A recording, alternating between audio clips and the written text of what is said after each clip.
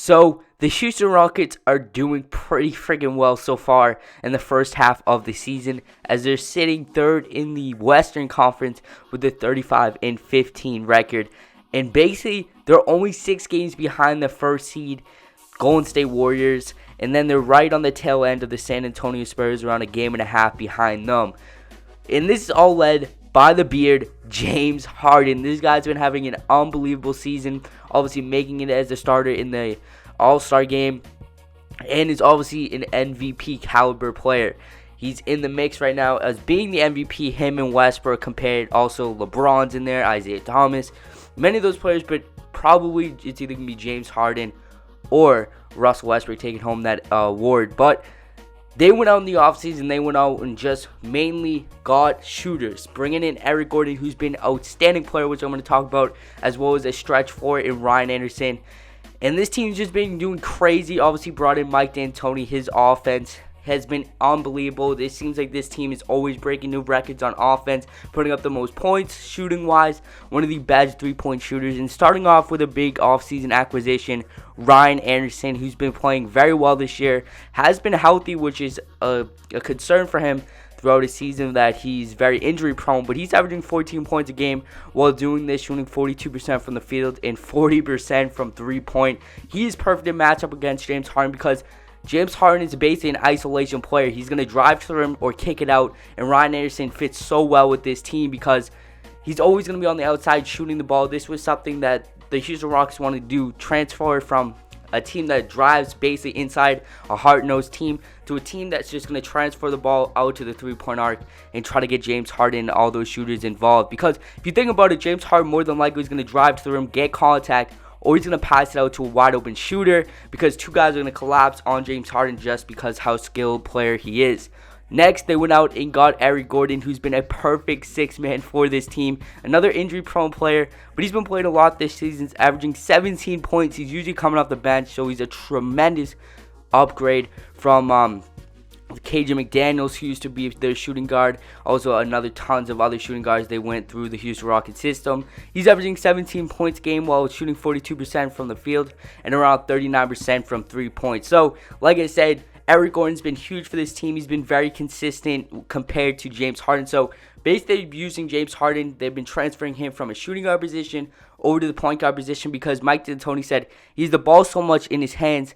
Why not just give him the ball completely and let him go to work? And that's what he's been doing, as James Harden has played nearly 50. He's played all the games so far, 50 games, 29 points he's been averaging, while shooting 45% from the field and 35% from three. And he's basically almost averaging a triple-double, averaging 8 rebounds per game, then leading the NBA in assists with 11.6.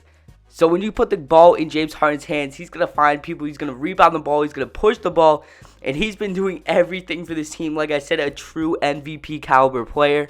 And they also got tons of other players.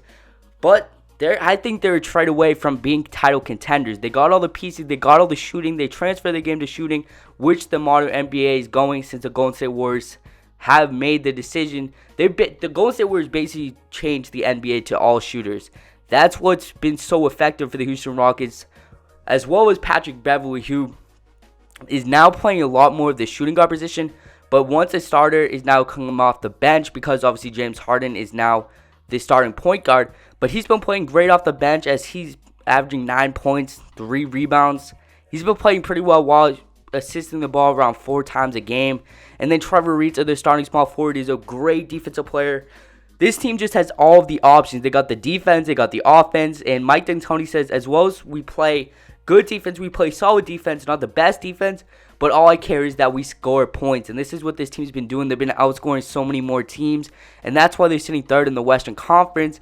But I think a name that they could go out there and get is a guy like Paul Millsap, who's been on the trade market a lot, who sits right there in the power forward position, moves Ryan Anderson back to the bench role, and that gives Mike D'Antoni so much more room to set different lineups. Sets James Harden when he goes to the bench. This team's even stronger while the second unit comes in. You get Ryan Anderson, a nice stretch forward coming off the bench, still producing that many points. And plus, Ryan Anderson isn't the best defender, so that brings a lot more to the team. When Paul Millsap just dishes the ball, rebounds the ball, and is a much upgrade than Ryan Anderson at that defensive position.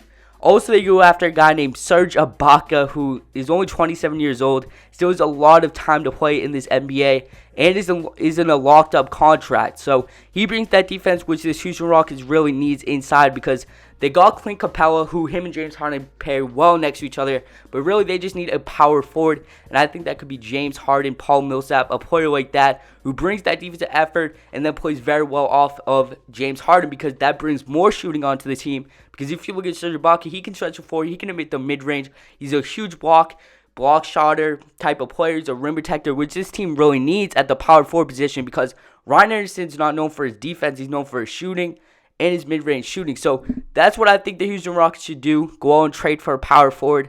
Maybe bring in some bench help, even though their bench is tremendous.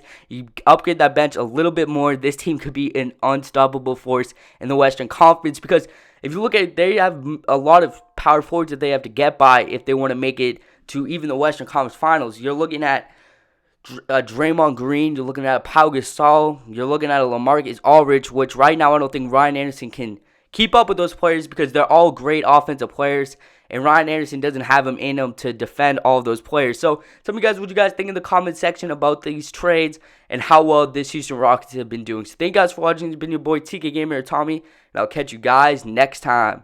Peace.